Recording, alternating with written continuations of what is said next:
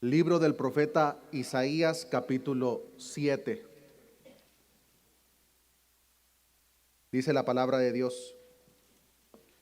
Habló también Jehová a Acaz diciendo: pide para ti señal de Jehová tu Dios, demandándola, ya sea de abajo en lo profundo o de arriba en lo alto. Y respondió Acaz: no pediré y no tentaré a Jehová. Dijo entonces Isaías: oíd ahora, casa de David. ¿Os es poco el ser molestos a los hombres sin que también lo seáis a mi Dios? Por tanto, el Señor mismo os dará señal. He aquí que la Virgen concebirá y dará a luz un hijo, y llamará su nombre Emmanuel. Comerá mantequilla y miel hasta que sepa desechar lo malo y escoger lo bueno. Porque antes que el niño sepa desechar lo malo y escoger lo bueno, la tierra de los dos reyes que tú temes será abandonada. Jehová hará venir sobre ti, sobre tu pueblo y sobre la casa de tu padre, días cuales nunca vinieron desde el día que Efraín se apartó de Judá, esto es, al rey de Asiria. Oremos a nuestro Dios. Padre, gracias te damos, porque tus misericordias son nuevas cada mañana. Es por tu misericordia, Señor, que hoy en día cada uno de los presentes nos despertamos, nos pudimos levantar, y te damos gracias por eso, Señor, porque es tu misericordia y tu gracia la que nos sostiene. Y en esta oportunidad te damos gracias especialmente, Señor, por la vida de nuestro Señor Jesucristo, quien tomando esa forma de humano, humillándose a sí mismo, vino a esta tierra en forma de hombre, y estando en esa forma fue humillado, fue torturado, fue castigado por nuestros pecados. Gracias, oh Cristo, por ese amor tan grande reflejado en la cruz. Gracias por la salvación. Gracias, Padre, por adoptarnos ahora como parte de tu familia. A ti sea la honra y la gloria. Ayúdanos, Señor, a entender lo que estaremos aprendiendo en esta oportunidad, pero también, Señor, vivir conforme a lo que estaremos aprendiendo. Gracias te damos, todo esto te lo he pedido, en el nombre de Jesús. Amén y amén. ¿Pueden tomar su asiento, hermanos?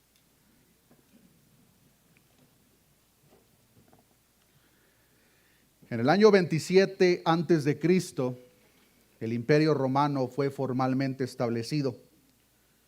Al mismo tiempo se marcó el fin a la conocida República Romana, y este cambio en aquel entonces trajo una nueva era de poder, ahora un poder centralizado que continúa influenciando las políticas modernas hasta el día de hoy.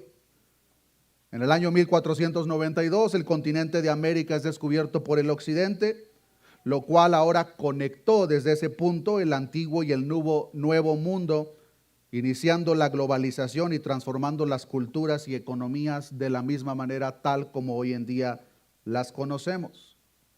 En el año 1914 comenzó la Primera Guerra Mundial. Este acontecimiento, una vez terminado, cambió por completo el mundo. Las fronteras fueron redibujadas y el orden mundial, como hoy lo conocemos, cambió. El 11 de septiembre del año 2001, la ciudad de Nueva York sufrió un ataque terrorista que cambió por completo la política y la seguridad global. Estos acontecimientos mencionados afectaron claramente el mundo por completo, y hoy en día el mundo es el mundo que es en base a los acontecimientos mencionados. Cada uno de ellos lo afectó en su totalidad, y claro, son solamente algunos de los mencionados. Estoy seguro que se nos puede venir a la mente muchos otros que han cambiado el mundo por completo. Pero ninguno de estos eventos mencionados, hermanos, tuvo el efecto como el evento del cual aprendemos el día de hoy. Ninguno de estos eventos de los que acabo de mencionar partieron la historia en dos, en un antes y un después, como el evento del cual aprenderemos el día de hoy.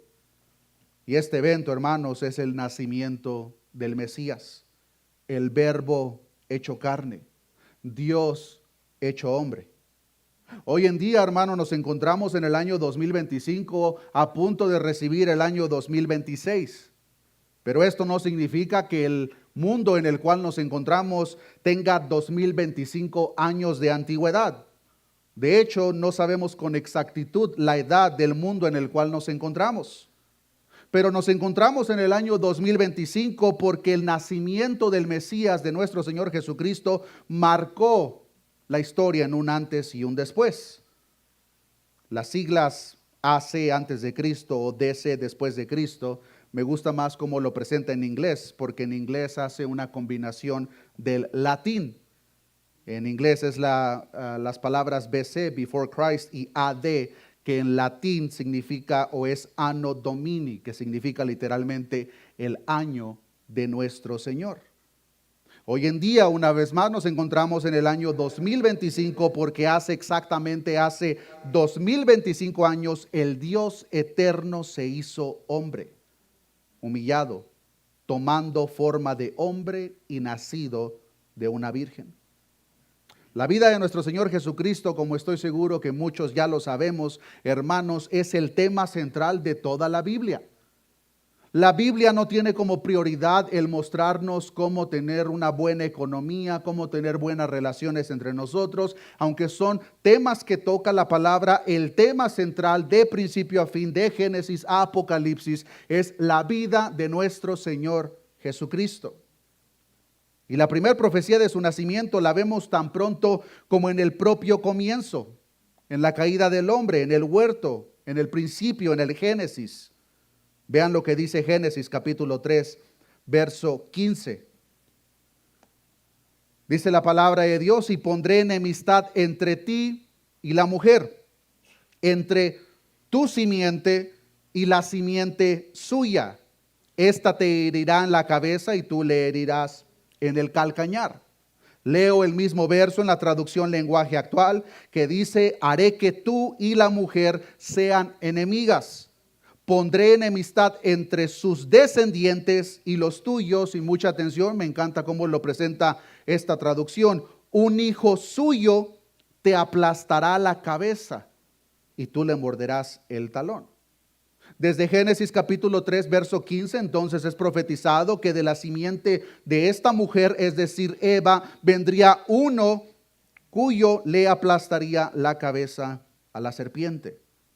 Por toda la ley y los profetas, queridos hermanos, este mensaje continúa haciendo eco. Llegará el día en el cual el Mesías prometido llegará a la tierra. Y hermanos, no hay nacimiento más importante sobre la faz de la tierra y sobre la historia de la humanidad como el nacimiento del Mesías prometido. Y no es mi intención en esta oportunidad, hermanos, entrar en cuanto detalles del origen de ciertas tradiciones o fechas. No es mi intención en esta oportunidad, pero sí es mi intención que a la luz de la Escritura, cada uno de nosotros, sin excepción alguna, podamos ver la gran importancia del nacimiento del Mesías, independientemente cuando haya sucedido. Lo importante es que nació, tal como fue profetizado, y nació con un propósito específico: salvar a personas pecadoras como usted y como yo, que nos encontrábamos perdidos y muertos en nuestros delitos y pecados. Pero nació para pisar la cabeza de la serpiente, tal como fue profetizado en Génesis capítulo 3, verso 15. Es de ahí donde podemos ver la importancia de su nacimiento. Y es el propio punto central de la profecía mencionada por Isaías en el capítulo 7, verso 14, que leíamos hace unos minutos. Les pido que me acompañen una vez más para allá. Isaías capítulo 7, verso 14: por tanto el Señor mismo os dará señal. He aquí que la virgen concebirá y dará a luz un hijo y llamará su nombre Emmanuel. La promesa por sí misma, hermanos, es verdaderamente gloriosa. Pero cuando nosotros entendemos en qué contexto es que esta promesa es entregada, hace que la propia promesa sea más gloriosa y brille aún más. Esta señal profética fue dada a Acaz como una confirmación de la esperanza de Judá en medio de la adversidad. Su nación enemiga, Asiria, se fortalecía cada vez más y amenazaba a las otras naciones, de modo que para este entonces Israel y Siria unieron fuerzas para protegerse y tenían la intención de que Judá también se uniese a ellas para defenderse, pero Judá no quiso hacerlo. Entonces hay un problema, hay un conflicto verdaderamente claro. Y aunque este es el problema o conflicto enfrente de la cortina, detrás de la cortina hay un problema aún mayor que no es claramente mencionado en el capítulo 7 de Isaías, pero que sí lo podemos ver de una manera general por todo el libro del profeta. Y este problema es que había angustia, aflicción, tinieblas, injusticia, pero lo más importante de todo, pecado. Es incluso, interesantemente, cómo comienza la visión devastadora del profeta Isaías. Isaías 1:4, vean lo que vio el profeta. Oh gente pecadora, pueblo cargado de maldad, generación de malignos, hijos depravados. Dejaron a Jehová, provocaron a ira al Santo de Israel, se volvieron atrás. ¿Por qué querréis ser castigados aún? ¿Todavía os rebelaréis?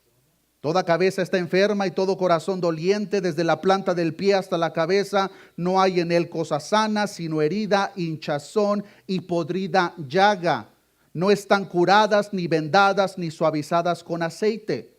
Vuestra tierra será destruida o está destruida, vuestras ciudades puestas a fuego, vuestra tierra delante de vosotros, comida por extranjeros y asolada como asolamiento de extraños. Son unas tinieblas que desde Génesis son mencionadas como afectando al mundo entero. Y por todo el mundo, no solamente en el reino de Judá, no hay paz. No hay manera de salvarse por sí mismo. La enfermedad del pecado ha afectado a todos y por lo tanto nos condena a todos. Pecado que causa guerra, pecado que causa dolor, pecado que causa sufrimiento, injusticia, falta de esperanza en el corazón de la humanidad. Y es en esas propias tinieblas, hermanos, que esta promesa de luz es presentada. Una promesa y profecía que vemos elaborada de una manera un poco más detallada en los próximos capítulos del mismo libro del profeta Isaías. Acompáñenme 2 capítulos adelante al libro del profeta Isaías, capítulo 9.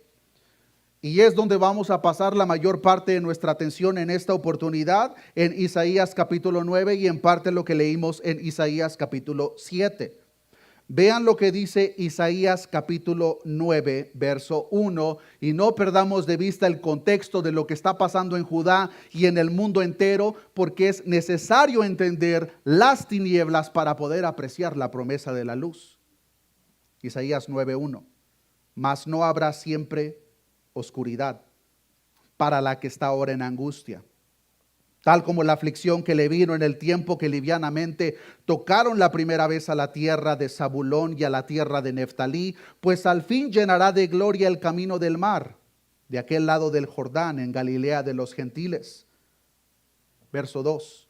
El pueblo que andaba en tinieblas, como dice, vio gran luz. Los que moraban en tierra de sombra de muerte, luz resplandeció sobre ellos. Multiplicaste la gente y aumentaste la alegría. Se alegrarán delante de ti como se alegran en la siega, como se gozan cuando reparten despojos, porque tú quebraste su pesado yugo y la vara de su hombro y el cetro de su opresor, como en el día de Madián. Porque todo calzado que lleva el guerrero en el tumulto de la batalla y todo manto revolcado en sangre serán quemados, pasto del fuego. Porque un niño nos es nacido, hijo nos es dado, y el principado sobre su hombro, y se llamará su nombre admirable, consejero, Dios fuerte, Padre eterno, príncipe de paz. Lo dilatado de su imperio y la paz no tendrán límite sobre el trono de David y sobre su reino, disponiéndolo y confirmándolo en juicio y en justicia desde ahora y para siempre. El celo de Jehová de los ejércitos hará esto. Hay mucho que nosotros podemos notar en este glorioso acontecimiento y profecía, pero en esta oportunidad, hermanos, si con algo salimos de este culto, me gustaría que guardemos en nuestro corazón 3 verdades importantes sobre la profecía de Isaías que apunta al nacimiento del Salvador. Y esta verdad, comenzando con la primera, verdad número 1, es que el nacimiento, hermanos, no era de un simple humano o un mero ser divino, sino más bien del único Dios verdadero y todopoderoso. Notemos una vez más, Isaías 7:14. Por tanto, el Señor mismo os dará señal. He aquí que la virgen concebirá y dará a luz un hijo y llamará su nombre Emmanuel. Aproximadamente 700 años después de que esta profecía fue entregada, se cumple. Y quiero que notemos un detalle sobre su cumplimiento que narra Mateo en el capítulo 1, verso 23. Mateo capítulo 1, verso 23. He aquí, una virgen concebirá y dará a luz un hijo y llamará su nombre Emmanuel. Y aquí nos agrega el detalle de la propia traducción o significado del nombre Emmanuel.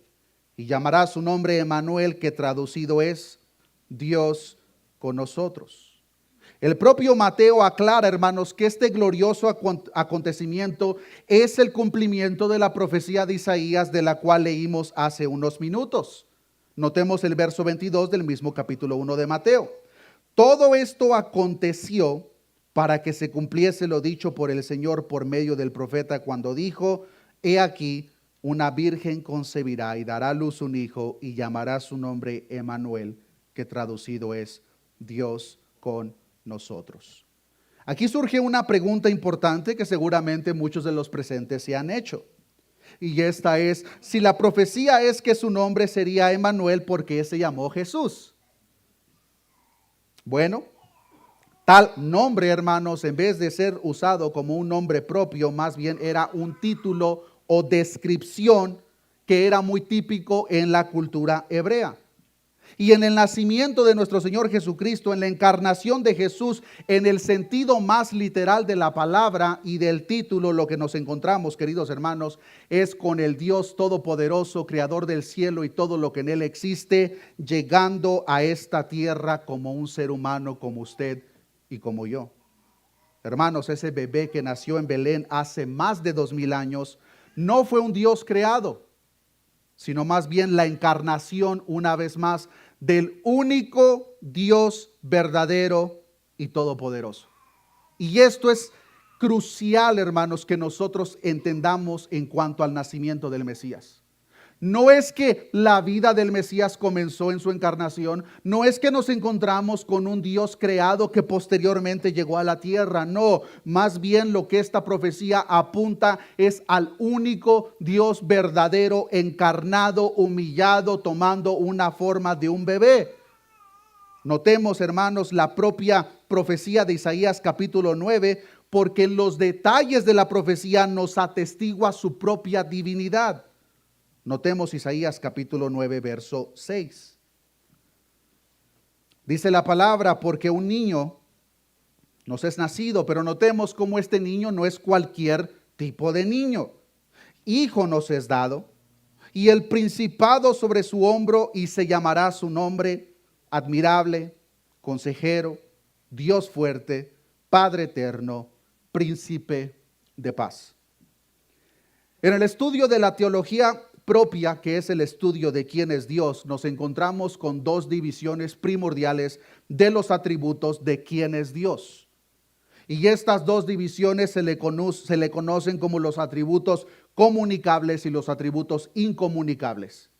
Y lo que esto significa de manera simple, hermanos, es que los atributos incomunicables son aquellos atributos que solamente Dios posee. A diferencia de los comunicables, son atributos que Él comparte con nosotros. Por ejemplo, su amor. Pero hay atributos que claramente nadie posee sino solamente Dios. Y lo interesante de la profecía en Isaías capítulo 9, verso 6, cuando vemos la descripción de este niño que iba a nacer, es que en esta propia lista de los atributos mencionados, cada uno de ellos apuntan a los atributos incomunicables. Veamos la lista. Admirable consejero. Esta palabra en el original, hermanos, apunta a algo sobrenatural o a alguien cuyos consejos traspasan los límites de este mundo. No está hablando de un consejero al cual nosotros acudimos en esta tierra para que nos ayude con una situación en la cual nos podamos encontrar.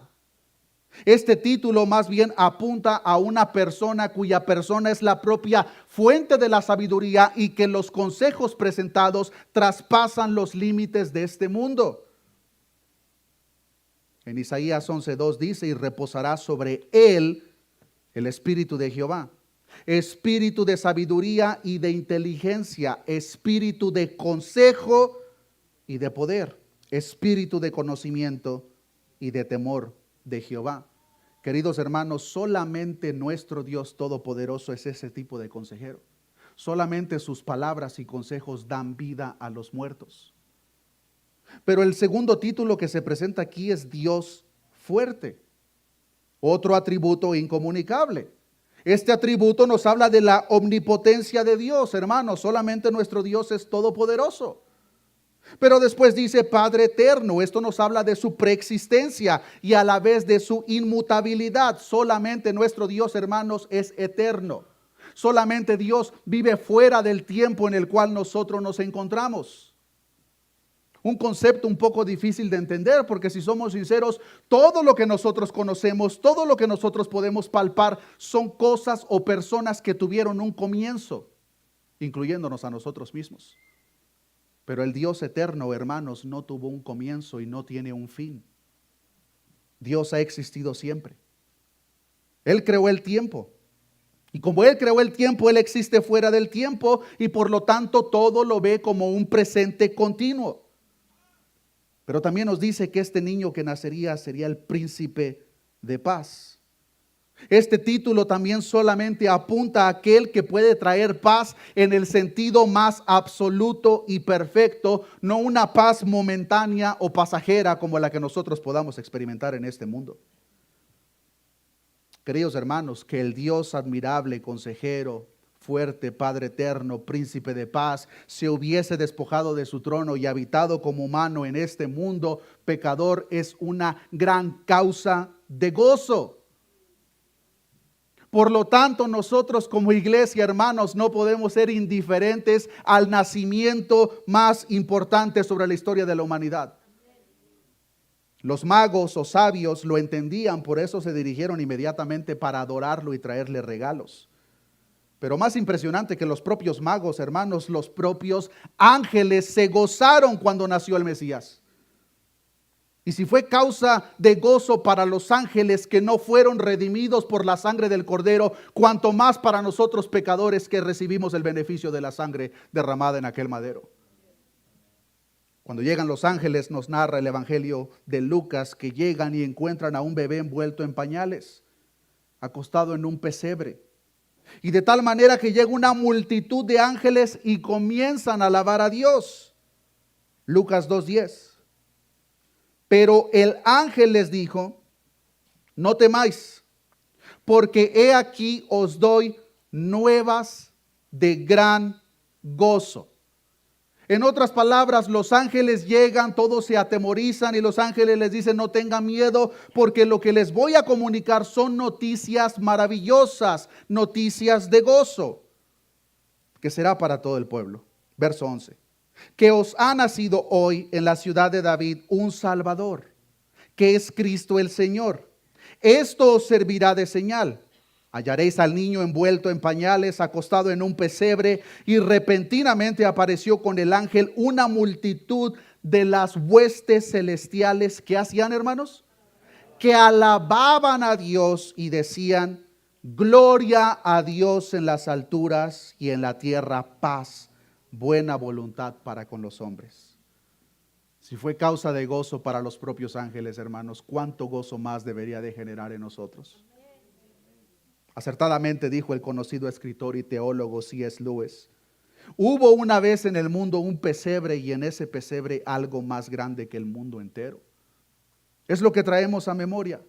El propio hecho que el Dios todopoderoso, eterno e inmutable se haya humillado y tomado forma de un bebé, llegando a este mundo.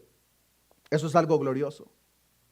Pero lo más glorioso para nosotros aquí presentes, hermanos, es el propósito de su llegada, lo cual me lleva a la verdad número 2. Regresemos a Isaías capítulo 9. Ya vimos verdad número 1, la persona que llegó, hermanos, no fue un mero humano o un ser divino creado, sino más bien la persona que llegó es el Dios todopoderoso encarnado. Pero verdad número 2, ahora veamos el propósito de su llegada. Isaías capítulo 9, verso 1. Mas no habrá siempre oscuridad.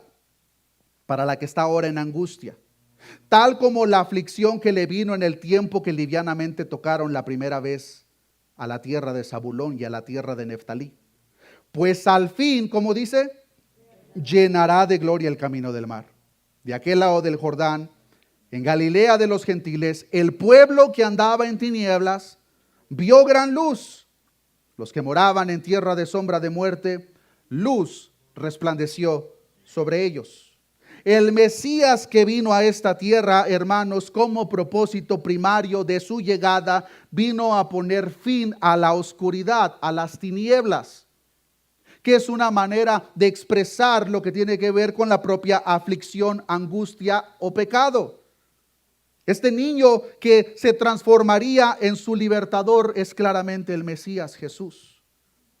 Mateo una vez más cita estos versículos del profeta Isaías al describir el ministerio de nuestro Señor Jesucristo, de tal manera que en Mateo 4:15 dice de la siguiente manera: tierra de Zabulón, tierra de Neftalí, camino del mar, al otro lado del Jordán, Galilea de los gentiles, el pueblo asentado en tinieblas vio gran luz.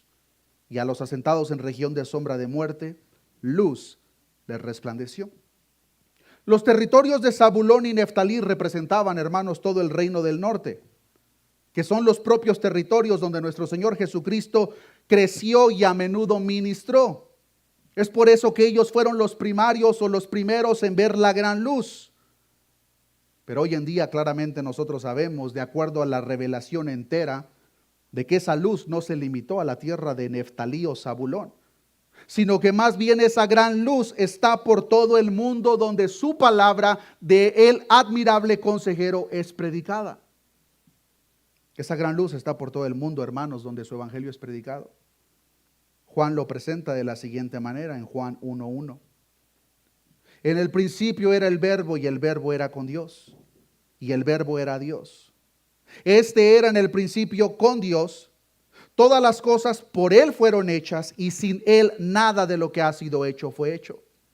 En Él estaba la vida y la vida era la luz de los hombres. Mucha atención, verso 5. La luz en las tinieblas resplandece y las tinieblas no prevalecieron contra ella. Verso 9. Aquella luz verdadera que alumbra a todo hombre venía a este mundo. Con ese propósito, hermanos, el Mesías llegó a esta tierra, a traer fin a las tinieblas con su luz resplandeciente, a dar buena nueva a los pobres, a sanar a los quebrantados de corazón, a pregonar libertad a los cautivos, a poner en libertad a los oprimidos. Con ese propósito, hermanos, el Mesías vino a esta tierra. Y fuera de Jesús, hermanos, no hay persona que haya pisado esta tierra que no se haya encontrado o se encuentre en el propio cautiverio o opresión que el Salvador vino a resolver. Lo cual significa que esto nos afecta a cada uno de nosotros. Romanos 3:23, por cuanto todos pecaron y están destituidos de la gloria de Dios. Para aquellos que están en este cautiverio y opresión y que reconocen la obra de nuestro Señor Jesucristo a favor nuestro, es la noticia más gloriosa que podamos escuchar.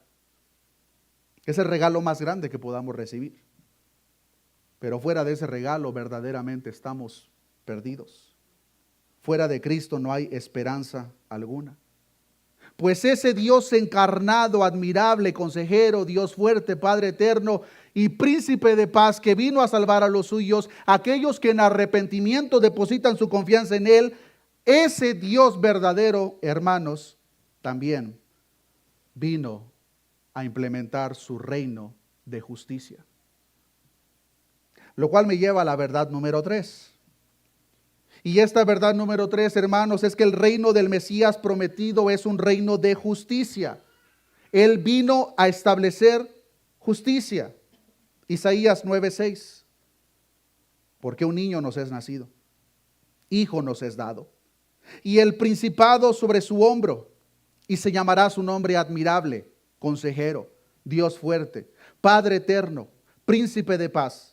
Lo dilatado de su imperio y la paz no tendrán límite sobre el trono de David y sobre su reino, disponiéndolo y confirmándolo, como dice, hermanos, en juicio y en justicia desde ahora y para siempre.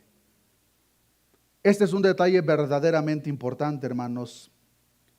Cuando vemos las implicaciones del nacimiento de Jesús, de la encarnación del Dios eterno, debemos de ver, hermanos, cada una de las implicaciones, no solamente las que nosotros consideremos favorables. Y una verdaderamente importante es de que una de estas implicaciones es que ese Dios eterno que se hizo hombre y que vino a esta tierra, vino a establecer su reino de justicia. Y aquí nos encontramos ahora, hermanos, con un mundo incrédulo que acepta y que está de acuerdo con el bebé del pesebre, pero no con el Dios justo que demanda obediencia. Y es aquí donde podemos ver la hipocresía de la celebración en muchos. Celebran el nacimiento del bebé, pero no se someten al que fue bebé. Celebran al bebé, pero no se arrepienten de su vida pecaminosa y depositan su confianza en aquel que fue bebé. Acertadamente dijo el predicador Spurgeon: el mundo ama al bebé del pesebre, pero rechaza al Señor que exige obediencia. Hasta cierto punto podemos ver la enorme contradicción de muchos. Celebran el nacimiento de aquel en quien no confían y por lo tanto será su propio juez. Eso es terrible. Pero meditemos por unos segundos, hermanos, en la propia humillación de nuestro Dios. Nuestro Dios todopoderoso en su humillación llegó a este mundo como un pequeño, inocente e inofensivo bebé. Comenta C.S. Lewis sobre la humillación de su encarnación. Dios podría, si así lo hubiera querido, haberse encarnado en un hombre de nervios de acero, el tipo de estoico que no deja que se le escape ni un suspiro. En su gran humildad, Él escogió encarnarse en un hombre de sensibilidad delicada, que sollozó en la tumba de Lázaro y sudó sangre en Getsemaní. El Dios encarnado, hermanos, llegó a este mundo como un inocente, delicado y pequeño bebé. Pero claramente no permaneció bebé. Creció. En los evangelios vemos a un niño de 12 años que decía que le era necesario estar en los negocios de su padre. Este niño creció tanto en estatura como en sabiduría y a la edad de 30 años, nos relata la Escritura, comenzó su ministerio, predicando las buenas nuevas a un mundo en tinieblas. Lamentablemente muchos decidieron permanecer en esas mismas tinieblas. Por lo tanto, lo rechazaron. Pero el rechazo no les fue suficiente, sino que lo crucificaron. En el panorama amplio, cada uno de nosotros sabemos, pues apunta a la propia profecía de Génesis capítulo 3, verso 15, que eso era parte de la misión por lo cual Jesucristo vino a esta tierra. Jesucristo mismo dijo en Juan 10, 18, nadie me quita la vida, sino que yo mismo la pongo. Tengo poder para ponerla y tengo poder para volverla a tomar. Este mandamiento recibí de mi Padre. Es importante entender, hermanos, la encarnación de Dios de manera detallada y entender que cuando llegó a este mundo, una vez más, hermanos, llegó como un inocente, puro y delicado bebé. Pero nosotros como iglesia cometeríamos un grave error si esa es la imagen que nosotros guardamos en nuestra mente sobre quién es Jesús. Porque aunque es verdad que el Dios eterno y todopoderoso llegó a este mundo en forma de bebé, hermanos, Jesús no es ningún bebé. Jesús es el Dios todopoderoso sentado a la diestra del Padre. De quien nos dice el apóstol Pablo en su escrito a los Romanos en el capítulo 8, verso 34, ¿quién es el que condenará? Cristo es el que murió, más aún el que también resucitó, el que además está a la diestra de Dios, el que también intercede por nosotros. Esa es la imagen correcta que nosotros debemos de guardar. Jesús se humilló, claro que sí, y tomó esa forma de ese bebé pequeño, inocente que fue creciendo, pero hermanos, nuestro Dios todopoderoso no es un bebé. Y es ahí donde podemos ver la gran hipocresía de muchos. ¿Están de acuerdo con esa idea del bebé? Porque seamos honestos, hermanos, un bebé no demanda nada de nosotros. Más bien nosotros tenemos que proveer lo que consideramos es lo correcto para ellos. Pero ningún bebé presente les va a pedir a ustedes que encaminen sus pasos en la manera correcta. Ningún bebé les va a decir a ustedes que dejen de andar de chismosos. Ningún bebé les va a dejar a decir a ustedes que dejen de andar en tinieblas. Por eso durante este tiempo es bastante fácil aceptar la idea del bebé. Y muchos celebran al bebé. Se regocijan aparentemente por el bebé. Pero rechazan por completo aquel que creció en su humanidad, pero que en realidad es el Dios Todopoderoso que demanda una vida recta de cada uno de nosotros. Ese Dios que vino a la tierra, hermanos, hace más de 2000 años en forma de bebé, regresará. Pero ya no como bebé. En su segunda venida, hermanos, llegará en toda su gloria y poder para juzgar al mundo y recoger a los suyos. En la ascensión de Jesús, una vez que termina su ministerio en esta tierra y que permanece por 40 días con sus discípulos, en el libro de Hechos podemos ver cuando Jesús los deja. Y en la propia ascensión de Jesús, los discípulos que ven este evento asombrados, un ángel les dice lo siguiente, Hechos capítulo 1, verso 10. Y estando ellos con los ojos puestos en el cielo, es decir, sus discípulos, entre tanto que él se iba, he aquí se pusieron junto a ellos dos varones con vestiduras blancas, los cuales también les dijeron, varones galileos, ¿por qué estáis mirando al cielo? Este mismo Jesús que ha sido tomado de vosotros al cielo, como dice, hermanos, así vendrá como le habéis visto ir al cielo. Ya no regresará, hermanos, como un bebé, sino que regresará en toda su gloria y poder para juzgar a este mundo. Juzgar a aquellos que incluso durante este tiempo celebran su nacimiento, pero rechazan su señorío.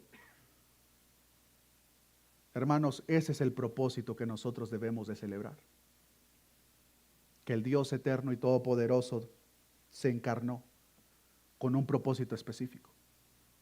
Lo hizo, hermanos, para salvar a un pueblo pecador, perdido, como lo éramos nosotros. Pero lo hizo por amor. Porque simplemente en nosotros no había la capacidad alguna de salvarnos a nosotros mismos. Y cuando vemos la propia visión de Isaías en el panorama amplio, hermanos, no pensemos equivocadamente que esa visión que vio Isaías de ese pueblo perdido en tinieblas, pecador, se limitaba solamente a los asirios o al pueblo de Judá en aquel entonces.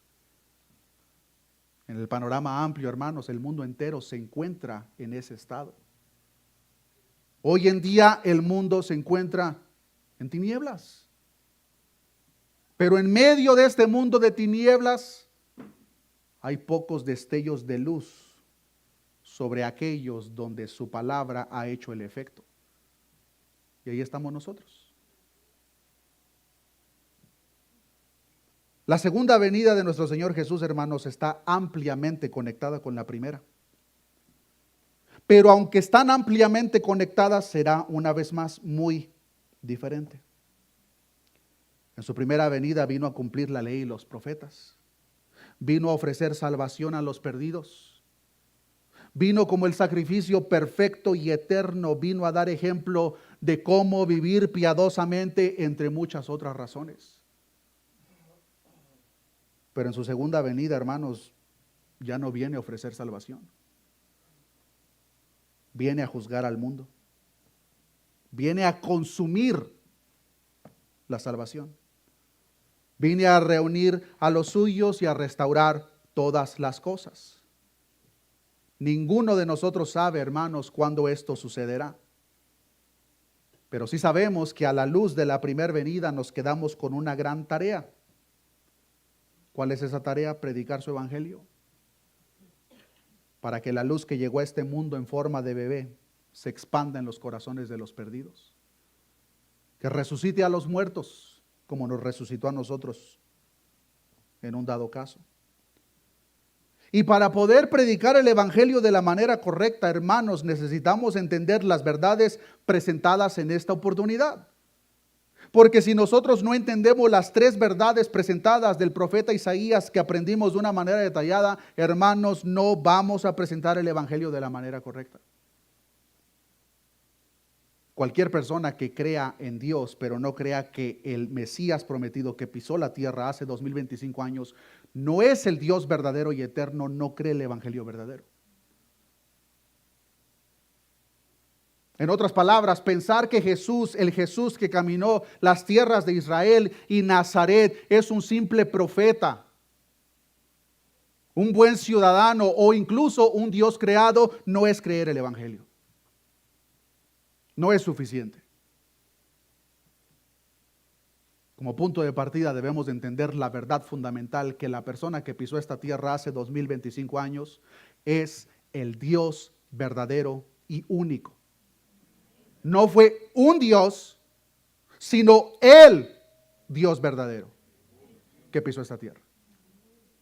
Si no entendemos esto como punto de partida, hermanos, nuestro evangelio va a estar distorsionado. En segundo lugar, para poder presentar y entender verdaderamente el evangelio, debemos de entender cuál fue el propósito por el cual el Dios se hizo carne. El Dios verdadero se hizo carne. Y esa razón, hermanos, es que Él vino a traer luz a un mundo lleno de tinieblas. O en palabras fáciles de entender, vino a traer salvación, hermanos. Jesucristo no vino a esta tierra, el Dios poderoso no se encarnó, no tomó forma de un bebé, llegando a un hogar humilde y vino a esta tierra para hacernos prósperos o para resolver todos nuestros problemas. Él no vino a eso. Él vino a resolver un problema que ninguno de nosotros podríamos resolver por nuestra propia cuenta. El gran, enorme problema del pecado. El pecado que nos condena a todos. Pero Él vino, hermanos, a sufrir nuestro castigo. Esa es la razón, hermanos, de la celebración. Si no entendemos por qué Jesús vino a tierra, en vano es nuestra celebración. Y como lo acabo de mencionar, es incluso, hermanos, verdaderamente irónico y triste de todas aquellas personas, millones posiblemente, que están aparentemente celebrando aquel que en un día futuro va a ser su propio juez. Pero una vez más, es demasiado conveniente aceptar al bebé, no tanto al Señor que exige obediencia. Lo cual nosotros sabemos, hermanos, que es imposible para el verdadero creyente. Si nosotros entendemos el mensaje y aceptamos la persona de Jesús, debemos de entenderlo de una manera clara y directa por todo lo que Él es. Él es amor, Él es santidad, Él es justicia. Lo cual me lleva a que una vez más recordemos la tercera verdad para poder entender el evangelio. Y esta tercera verdad es que su reino establecido es un reino de justicia. Y como su reino es un reino de justicia, no puede tener por inocente al culpable. Simplemente no es posible. Y cuando vemos este tercer punto, hermanos, lamentablemente mucha iglesia ni siquiera entiende este punto. Y piensan que sus pecados han sido perdonados simplemente porque Jesús es buena onda o porque ya no los va a tomar en cuenta. Pero pensar de tal manera, hermanos, destruye por completo la aparente justicia que nosotros decimos creer. Ahí no hay justicia, hermanos. Si Dios simplemente toma nuestros pecados para esconderlos o olvidarse de ellos, ahí no hay justicia.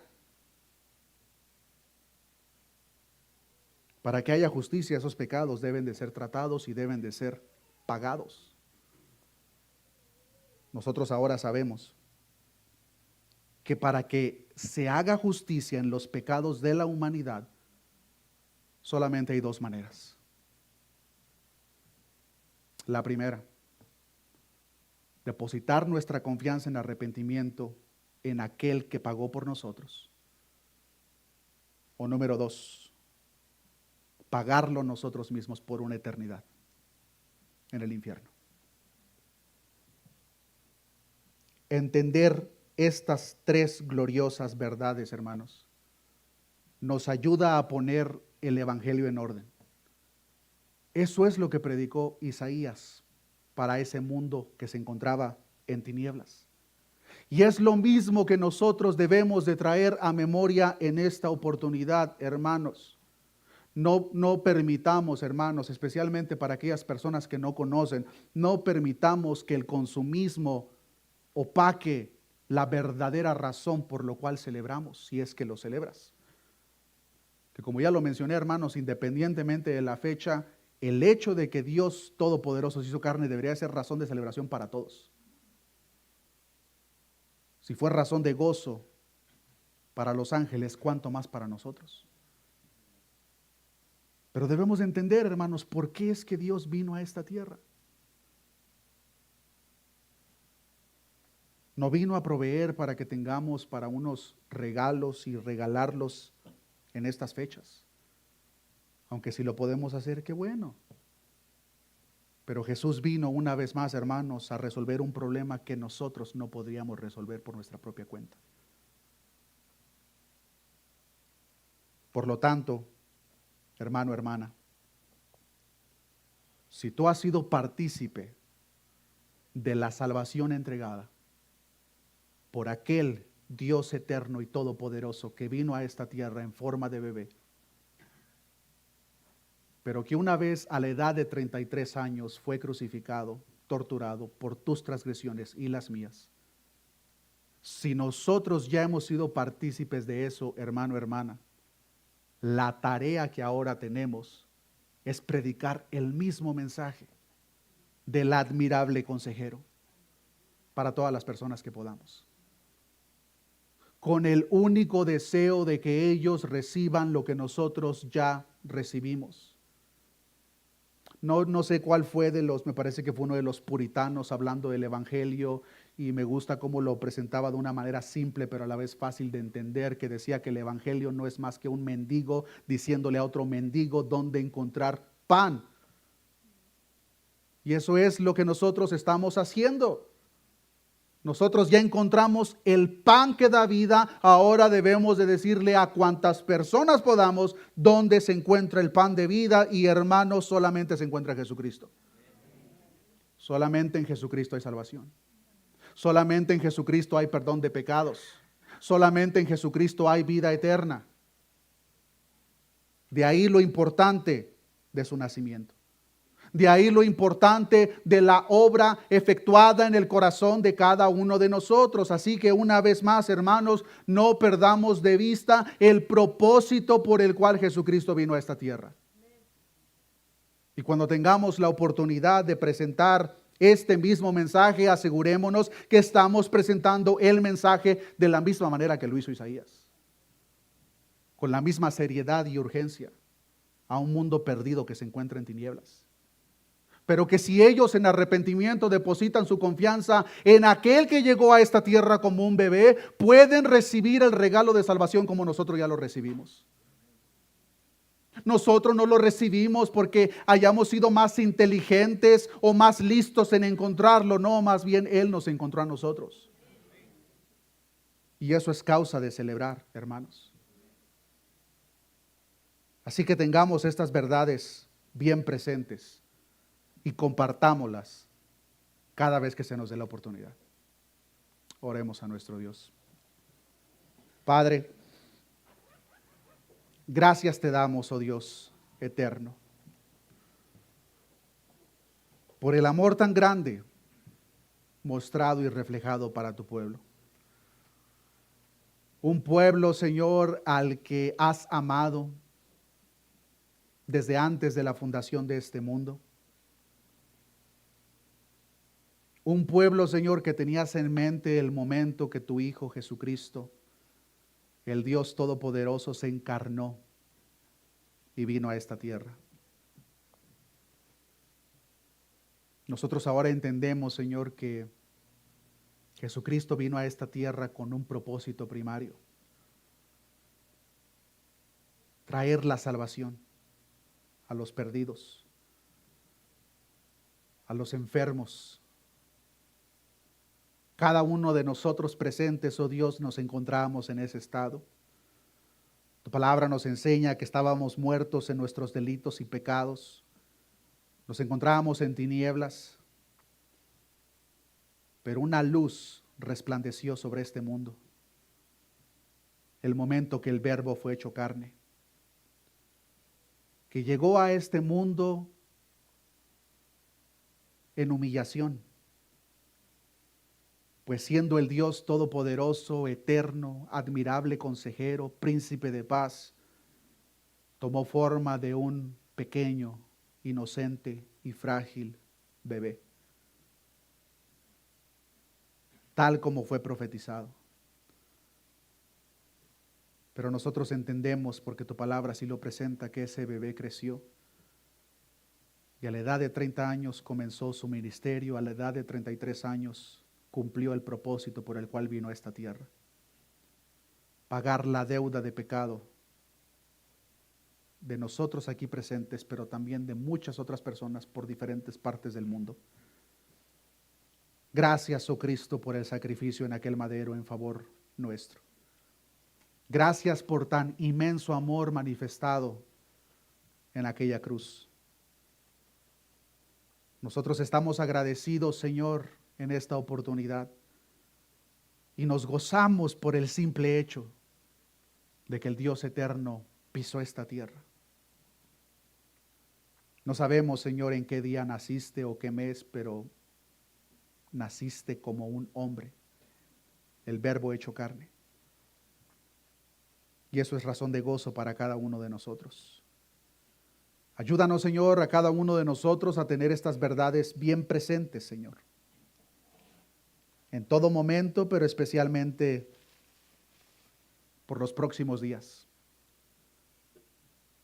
para que, como nosotros ya hemos recibido esa luz, Señor, que resplandeció en nuestros corazones, podamos presentar el mismo mensaje del admirable consejero con aquellas personas que nos rodean, que aún se encuentran en tinieblas, aquellas personas que aún sin saberlo celebran el nacimiento de aquel que será su juez en el día del juicio. Señor, pon estas verdades en orden en nuestra mente y danos la valentía necesaria para presentarlo cuando sea necesario, Señor. Gracias te damos una vez más, Señor, por ese glorioso regalo en la cruz del Calvario a favor de cada uno de nosotros. A ti sea la honra, la gloria y el poder por los siglos de los siglos. Amén.